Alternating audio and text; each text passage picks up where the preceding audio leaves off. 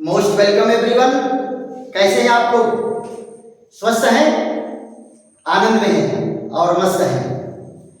चलो बेटा, आज हम लोग फिर एक बेहतरीन वीडियो के साथ आमने सामने हो रहे हैं। आज का वीडियो क्या है?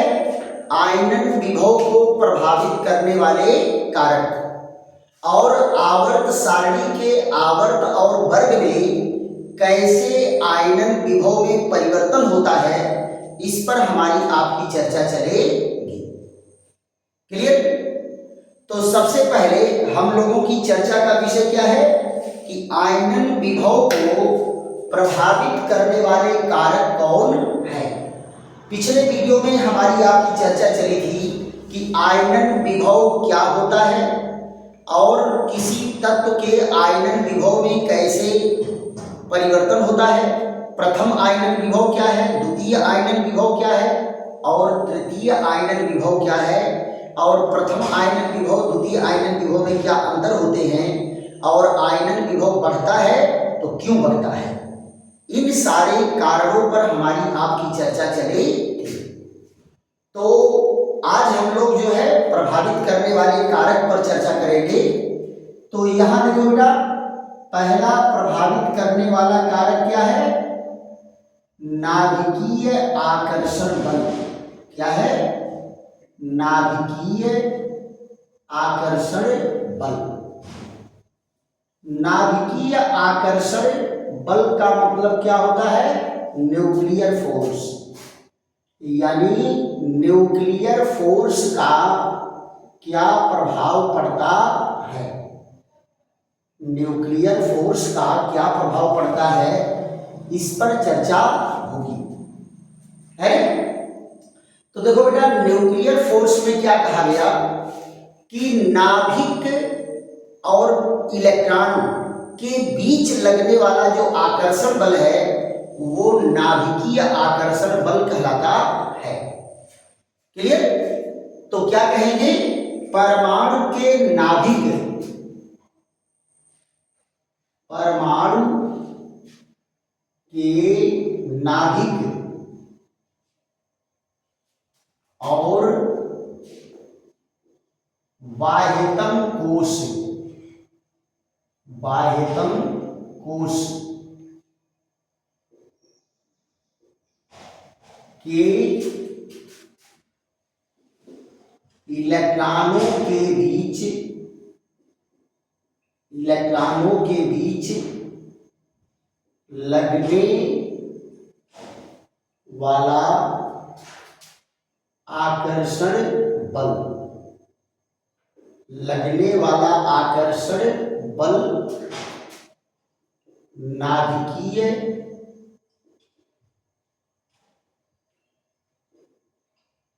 आकर्षण बल है।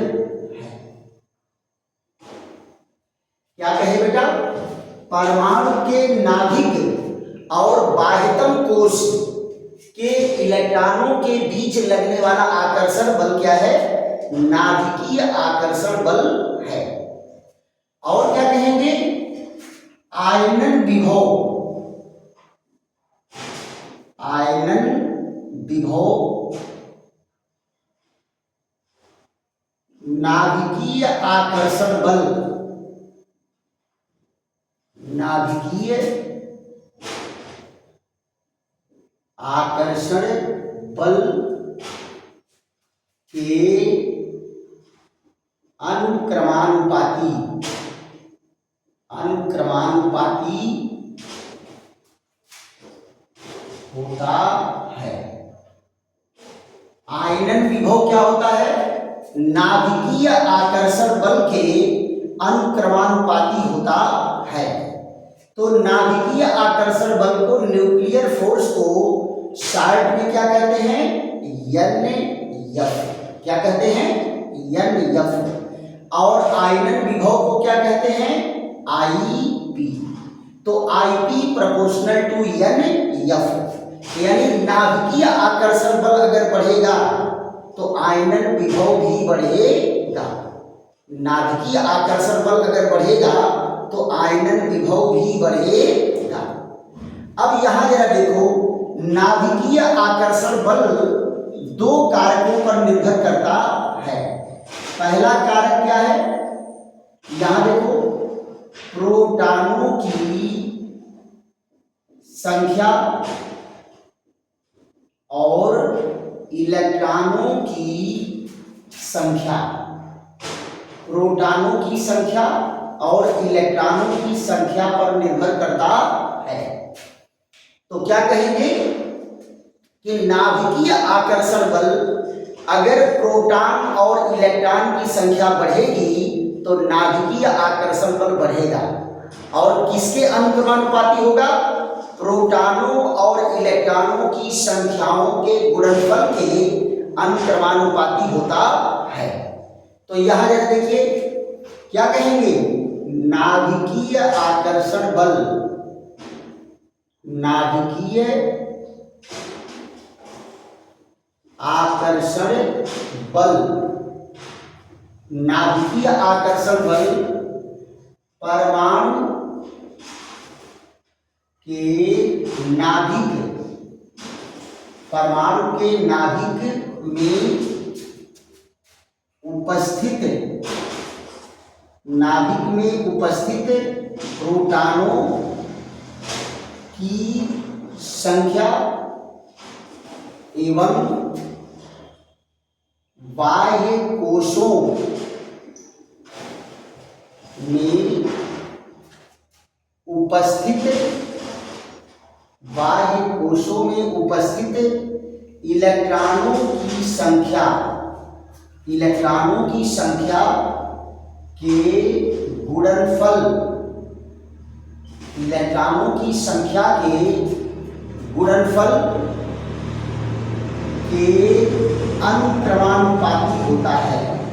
अनुक्रमानुपाती होता है, अनुक्रमानुपाती होता है। क्या कहेगा कि किसी तत्व के परमाणु का नाभिकीय आकर्षण बल परमाणु के नाभिक में उपस्थित प्रोटॉनों की संख्या एवं बाह्य कोशों में उपस्थित इलेक्ट्रॉनों की संख्या के गुणनफल के अनुक्रमानुपाती होता है। यानी क्या कहा गया, nuclear force proportional to the number of proton into number of electron. Proton और इलेक्ट्रॉन के संख्याओं के गुणनफल के अनुक्रमानुपाती होता है। तो क्या कहेंगे, चूंकि यहां क्या है, Ip proportional to nuclear force, Ip proportional to nuclear force, so यहां क्या होगा, Ip proportional to nuclear force, यानी आयोनाइजेशन पोटेंशियल न्यूक्लियर फोर्स के अनुक्रमानुपाती है। और nuclear force number of proton into number of electron के गुणनफल के अनुक्रमानुपाती होता है। ध्यान दो बेटा, प्रोटॉन और इलेक्ट्रॉन की संख्या बढ़ेगी तो न्यूक्लियर फोर्स बढ़ेगा, और न्यूक्लियर फोर्स बढ़ेगा तो आयनन विभव भी बढ़ेगा। क्लियर? अगर प्रोटॉन की संख्या बढ़ रही है नाभिक में, इलेक्ट्रॉन की संख्या बढ़ रही है बाहरी कक्षा में, तो नाभिकीय आकर्षण बल बढ़ेगा, और नाभिकीय आकर्षण बल बढ़ेगा तो Ip भी बढ़ेगा। क्लियर? तो ये है आयनन विभव को प्रभावित करने वाले कारक में क्या, प्रोटॉन और इलेक्ट्रॉन की संख्या पर। दूसरा जरा देखो, दूसरा क्या कहा, परमाणु त्रिज्या पर, परमाणु त्रिज्या पर आप जरा देखिए क्या कहा जाएगा, किसी तत्व के, किसी तत्व के परमाणु का नाभिकीय आकर्षण बल, नाभिकीय आकर्षण बल, नाभिकीय आकर्षण बल उसके परमाणु त्रिज्या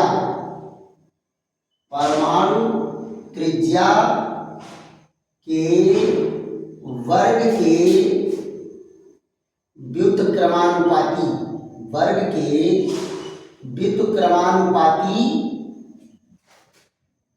होता है, यानी यहां पर क्या कहा गया, nuclear force inversely proportional to the are square.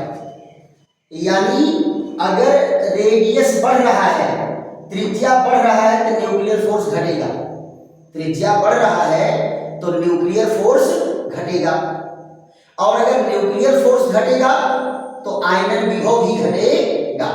क्या कहा गया, चूंकि IP proportional to nuclear force, so IP proportional to nuclear force, a nuclear force inversely proportional to the r square। देखो क्या, त्रिज्या बढ़ेगा तो नाभिकीय आकर्षण बल घटेगा, और नाभिकीय आकर्षण बल घटेगा तो आयनन विभव भी घटेगा। पक्का? यानी त्रिज्या अगर बड़ी होगी तो आयनन विभव कम होगा, त्रिज्या छोटी होगी तो आयनन विभव ज्यादा होगा। क्लियर? तो ये परमाणु त्रिज्या पर निर्भर किया और इलेक्ट्रॉन प्रोटॉन की संख्या पर निर्भर किया। कौन? नाभिकीय आकर्षण बल, और नाभिकीय आकर्षण बल पर डिपेंड करता है आयनन विभव। क्लियर? तो इस पर हम लोग चर्चा कर लिए। अब बेटा दूसरा प्रभावित करने वाला कारक क्या है, अस्थायी इलेक्ट्रॉनिक विन्यास। और भी कारक है बेटा, तो इंटरमीडिएट के लेवल में नहीं, आगे की क्लास में और कारक का अध्ययन करना होता है, लेकिन ये 2 पॉइंट यहाँ बेहतरीन है। तो अस्थायी इलेक्ट्रॉनिक विन्यास को जरा देखो। अस्थायी इलेक्ट्रॉनिक विन्यास भी क्या करता है, जो इलेक्ट्रॉनिक विन्यास जितने अस्थायी होगा उसके इलेक्ट्रॉन उतनी ही कठिनाई से निकलेंगे, और जिसके इलेक्ट्रॉन जितना ही कठिनाई से निकलेगा उसे निकालने के लिए उतनी ही ज्यादा ऊर्जा की जरूरत पड़ेगी, और इलेक्ट्रॉन को निकालने में खर्च की गई ऊर्जा ही तो आयनन विभव है ना? तो ज्यादा ऊर्जा अगर लगेगी तो आयनन विभव ज्यादा होगा। यानी अस्थायी इलेक्ट्रॉनिक विन्यास वालों का आयनन विभव क्या होता है, ज्यादा होता है। क्लियर? अब आप जरा यहां ध्यान दो, क्या कहा गया, दूसरा पॉइंट, अस्थायी इलेक्ट्रॉनिक विन्यास पर, अस्थायी इलेक्ट्रॉनिक विन्यास पर, अस्थायी इलेक्ट्रॉनिक विन्यास पर। तो देखो बेटा क्या है, आधे भरे हुए, ध्यान दो, आधे भरे हुए उपकोष, आधे भरे हुए उपकोष और पूरा भरे हुए उपकोष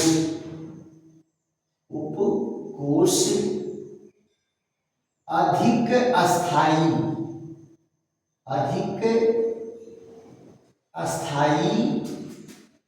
इलेक्ट्रॉनिक विन्यास, अधिक अस्थायी इलेक्ट्रॉनिक विन्यास होता है, अधिक अस्थायी इलेक्ट्रॉनिक विन्यास होता है। अतः इलेक्ट्रॉन निकालने में अधिक ऊर्जा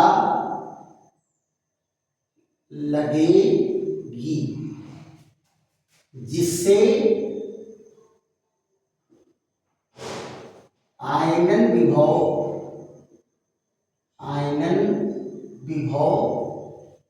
बढ़ जाता है, आयनन विभव बढ़ जाता है। आयनन विभव बढ़ जाता है। अगर कोई उपकोष आधा भरा हुआ हो या पूरा भरा हुआ हो तो वो अधिक अस्थायी होता है, और जब अधिक अस्थायी होगा तो वहां से इलेक्ट्रॉन निकालने के लिए अधिक ऊर्जा लगेगी, और अधिक ऊर्जा लगेगी तो आयनन विभव बढ़ गया। तो जरा यहाँ देखो तो आधे भरे हुए उपकोष कौन है, यहाँ पर P3। देखो P उपकोष में 3 ऑर्बिटल होते हैं, एक ऑर्बिटल में 2 इलेक्ट्रॉन भरता है, तो हुंड के अनुसार क्या होगा, एक एक इलेक्ट्रॉन होगा। यहाँ देखो D5, इसमें कितने होते हैं, 5 ऑर्बिटल होता है, 1 2 3 4, तो 5 इलेक्ट्रॉन है तो एक एक इलेक्ट्रॉन सब में भरेगा। यहाँ क्या है F7, इसमें कितने ऑर्बिटल होते हैं, 7 ऑर्बिटल होता है, 1 2 3 4 5 6, यहाँ 1 2 3 4 5 6 7। ये क्या है बेटा, हाफ फिल्ड है, हाफ फिल्ड सब सेल, यानी ये उपकोष क्या है, आधा भरा हुआ है। और यहां जरा देखिए S2, ये पूरा भरा हुआ है, और यहां देखिए P6, यहां क्या है, P6 भी पूरा भरा हुआ है, 1 2 3 4 5 6। यहां देखो D10, तो D10 में क्या है, 5 ऑर्बिटल है, और प्रत्येक ऑर्बिटल में 2 इलेक्ट्रॉन रहेगा, 2 इलेक्ट्रॉन रहेंगे। तो ये बताओ पूरा भरा हुआ है कि नहीं है। ऐसे ही F14 है, इसमें 7 ऑर्बिटल होते हैं, और प्रत्येक ऑर्बिटल में 2 इलेक्ट्रॉन होता है। तो हुंड के अनुसार पहले एक एक इलेक्ट्रॉन भरते हैं, उसके बाद इनका जोड़ा बनता है। क्लियर। तो ये क्या है, ये है फुल फील्ड सब सेल, ये पूरा भरे हुए उपकोष है। और ये क्या शो करता है, more stable electronic configuration, more stable electronic configuration show करता है। और अधिक अस्थाई वाला जो इलेक्ट्रॉनिक विन्यास होगा, इनसे इलेक्ट्रॉन निकालने के लिए कुछ एक्स्ट्रा एनर्जी की जरूरत होती है, इसलिए इनका आयनन विभव क्या होता है, कुछ बढ़ जाता है। तो ये चर्चा क्या है, आयनन विभव को प्रभावित करने वाले कारक। इसके बाद हम लोगों की चर्चा क्या होगी बेटा, इसके बाद चर्चा होगी कि आवर्त सारणी में आयनन विभव कैसे परिवर्तित होता है। क्लियर। तो जरा देख लेते हैं, अब की बार चर्चा हम लोगों की क्या चलेगी, आवर्त सारणी में आयनन विभव में परिवर्तन, आवर्त सारणी में आयनन विभव में परिवर्तन।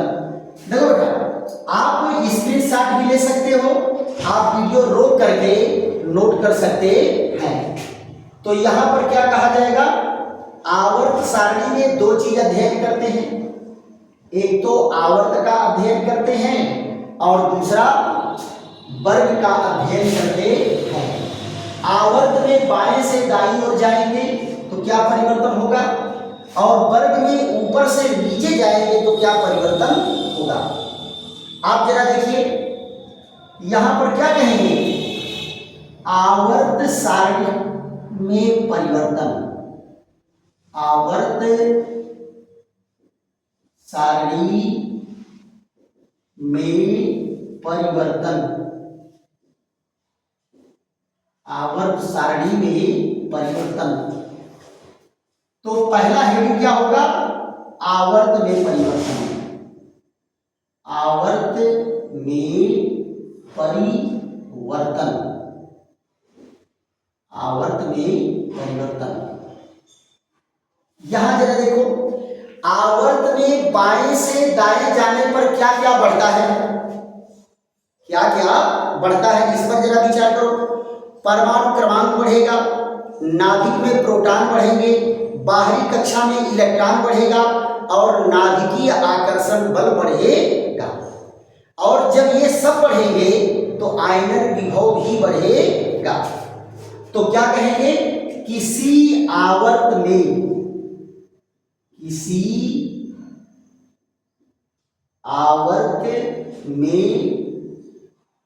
बाएं से दाईं ओर जाने पर क्या क्या बढ़ रहा है, परमाणु क्रमांक, और क्या बढ़ रहा है, नाभिक में प्रोटॉन की संख्या, नाभिक में प्रोटॉन की संख्या। और क्या बढ़ रहा है, बाह्य कोशों में इलेक्ट्रॉन की संख्या।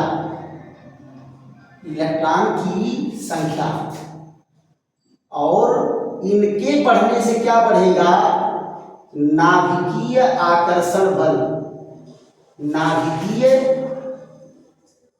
आकर्षण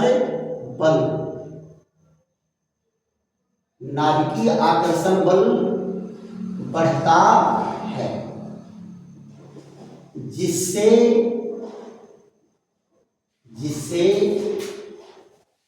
आयनन विभव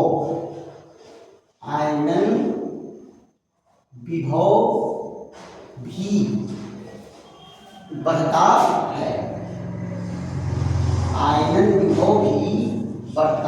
है, देखो बेटा क्या कहे, किसी आवर्त में बाएं से दाईं ओर जाने पर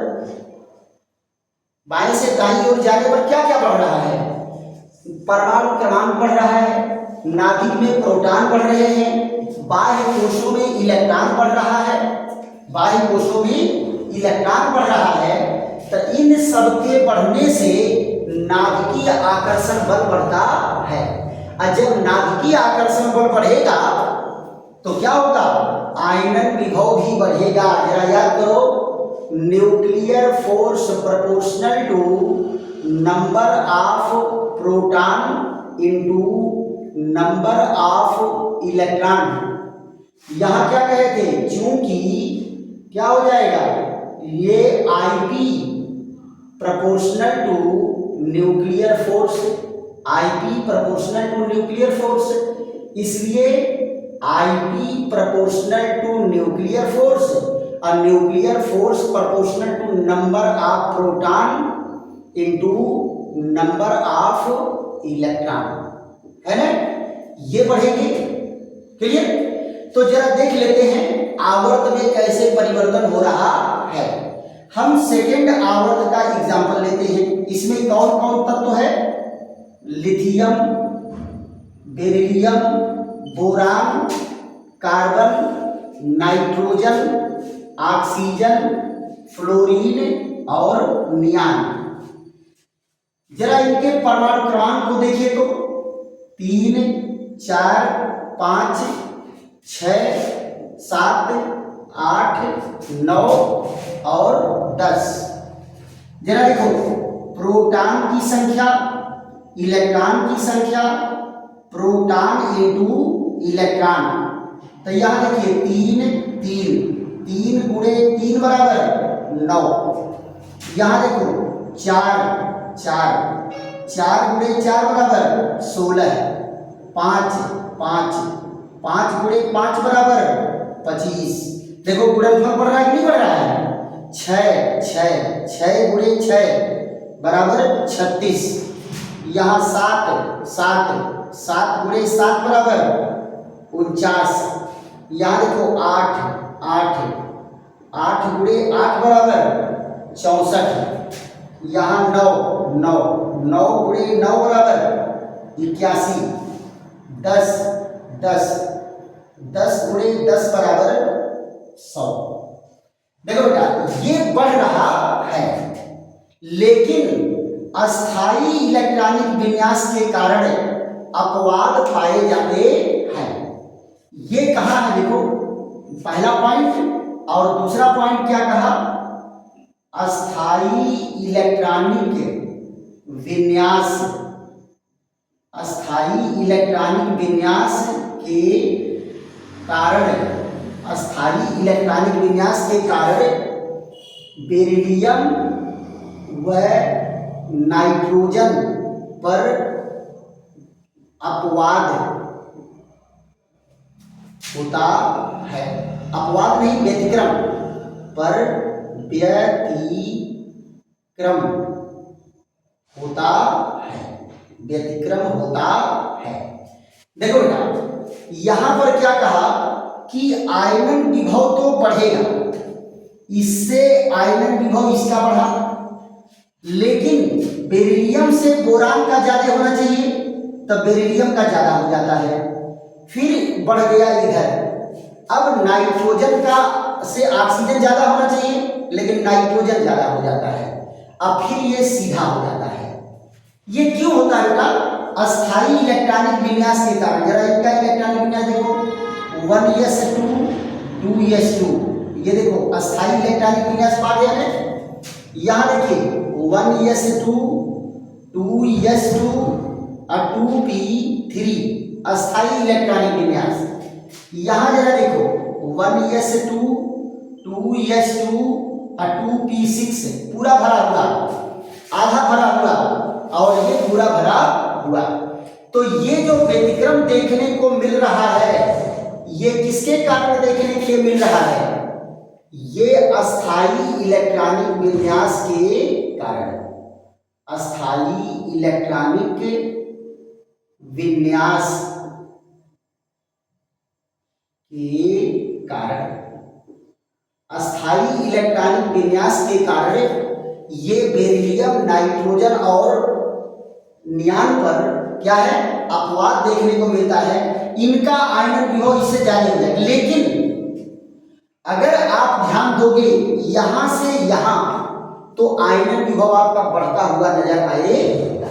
हाँ, बीच बीच में अस्थाई इलेक्ट्रॉनिक विन्यास के कारण कुछ व्यतिक्रम पाया जाता है। तो इस पॉइंट को बेटा ध्यान से देख करके और ध्यान से इसको नोट करेंगे और 2 बार 4 बार 6 बार पढ़ करके इनको समझ डालेंगे।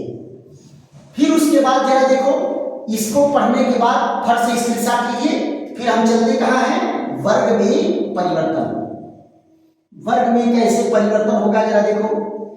अच्छा ये बताओ, वर्ग में जब ऊपर से नीचे जाएंगे, प्रत्येक आवर्त परिवर्तन के साथ एक नई कक्षा जुड़ती जाती है, और जब नई कक्षा जुड़ती जाएगी तो परमाणु त्रिज्या बढ़ेगा कि नहीं बढ़ेगा।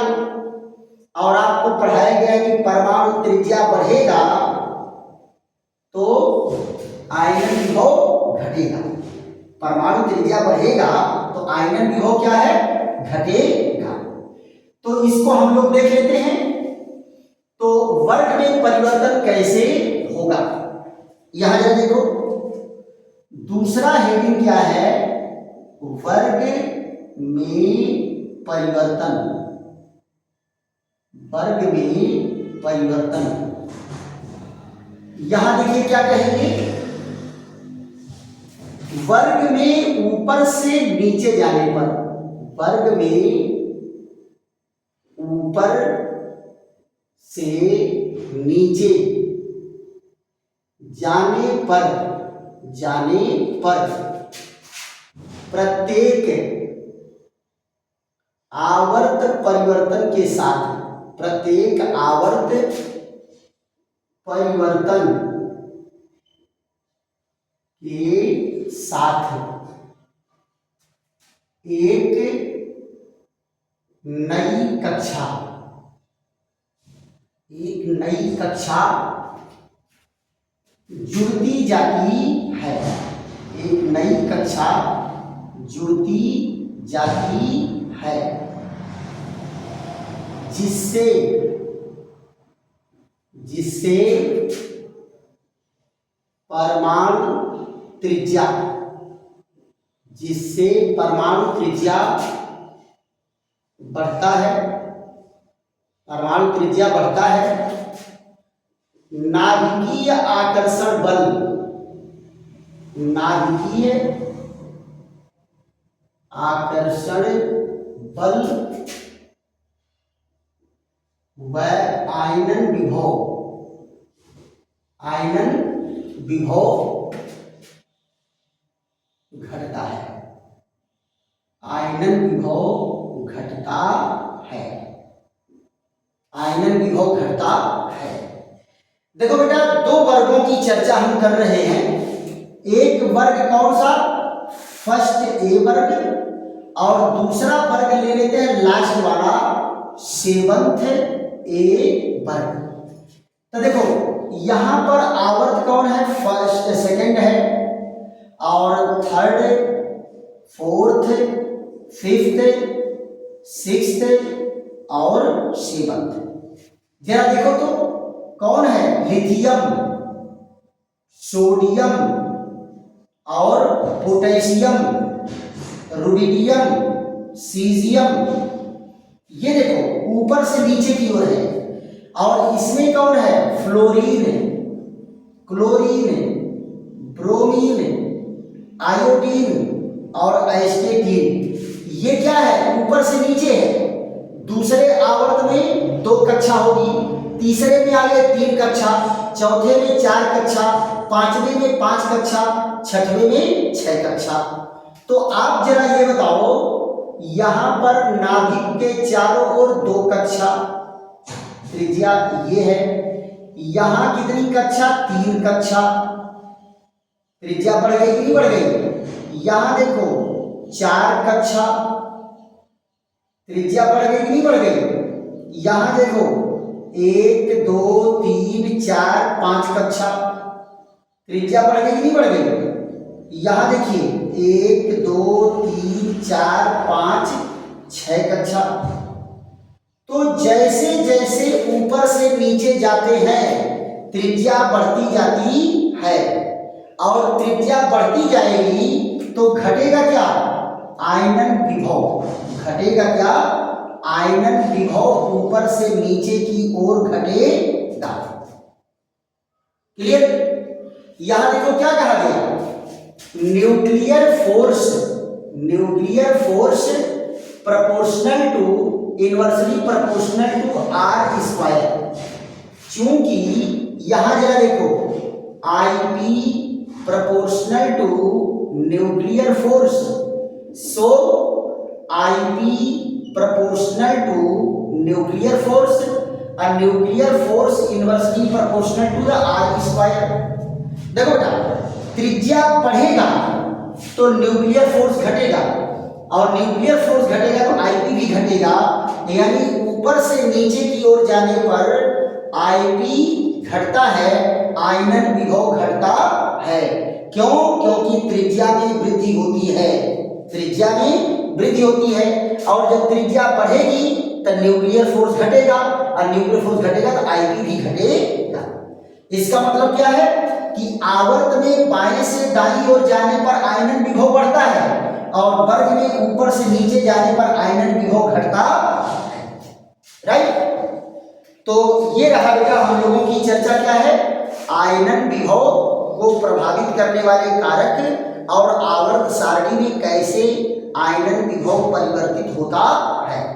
आशा है कि वीडियो आप लोगों को समझ में आया होगा, और अगर समझ में आ रहा है तो खूब लाइक करिए, शेयर करिए, सब्सक्राइब करिए, दोस्तों मित्रों को भी बताइए, और बेटा कमेंट भी करिए। कमेंट करोगे तभी पता चलेगा कि वीडियो बढ़िया है कि नहीं है, आपको समझ में आ रहा है कि नहीं आ रहा है। अगर थोड़ी बहुत कहीं से कठिनाई आ रही है तो उसको आप लोग जो है ये कमेंट करिए, सुधार करने का प्रयास किया जाएगा। देखो बेटा, बार बार बच्चे लिखते हैं ट्रांसलेट टू हिंदी। देखो बेटा क्या है, ये आपको एक बार आप याद कर लो, ये हिंदी ही है। आप देखो शार्ट में आपको जल्दी होगा, पेपर में लिखने में जल्दी होगा। अब आप लिखोगे नाभिकीय आकर्षण बल, इससे बढ़िया एनएफ नहीं लिख देंगे, न्यूक्लियर फोर्स नहीं लिख देंगे। तो एक बार आप याद कर डालो कि नाभिकीय आकर्षण बल को न्यूक्लियर फोर्स कहते हैं, और न्यूक्लियर फोर्स को शार्ट में एनएफ कहते हैं। आयोनाइजेशन पोटेंशियल को शॉर्ट में आईपी कहते हैं और आयनन विभव की अंग्रेजी आयोनाइजेशन पोटेंशियल होती है। एक बार अगर आप याद कर जाओगे तो पूरे जीवन, और ये टॉपिक ऐसे है बेटा, ये आपका कहीं पीछा छोड़ने वाला नहीं है। बीएससी करोगे वहां भी मिलेगा, बीटेक करोगे वहां भी मिलेगा, एमएससी करोगे वहां भी मिलेगा, एमटेक करोगे वहां भी मिलेगा। ये हर जगह ये टॉपिक मिलने वाला है, इसलिए इससे आप पीछा नहीं छुड़ा सकते। अच्छा ये बताओ, आप जब छोटे बच्चे थे तो टेबल याद करते थे कि नहीं करते थे? मम्मी पापा और टीचर लोग कितना थपड़ियाए थे टेबल याद करने के लिए। वैसे केमिस्ट्री के कुछ टर्म्स हैं, और ये टर्म्स 200, 400, 100 टर्म्स जो हैं, इनको अगर एक बार पढ़ गए फिर पूरा जीवन भर के लिए छुट्टी। जो आप लोग कहते हो ना केमिस्ट्री बड़ी कठिन है, सारा कठिन का हवा निकल जाएगा बेटा, केवल जो इनके टर्म्स हैं 100-200 टर्म्स आप याद कर डालो, है कि नहीं? और अगर कुछ नहीं याद करोगे तो जाहिर सी बात है बेटा कुछ नहीं आएगा। आप ये पक्का ध्यान दो। अभी आप लोगों को कई बार मैं बताया कि जंगल में सोए हुए शेर के मुंह में कभी मृगा प्रवेश नहीं करता कि वो उसको खा ले, उसको भी दौड़ करके शिकार करना पड़ता, उद्यम करना पड़ता है। तो आपको क्या लगता है कि इतनी बेहतरीन और इतनी डीप केमिस्ट्री आप बिना पढ़े बिना मेहनत किए पा जाओगे? कुछ न कुछ तो मेहनत करनी पड़ेगी, और बाकी समझाने के लिए तो मैं हूं ही, समझा करके एकदम केमिस्ट्री आसान कर देंगे, है ना? चलिए फिर ऐसे ही बेहतरीन वीडियो के साथ हमारी आपकी फिर मुलाकात होगी। तब तक के लिए विश्राम। थैंक यू, धन्यवाद।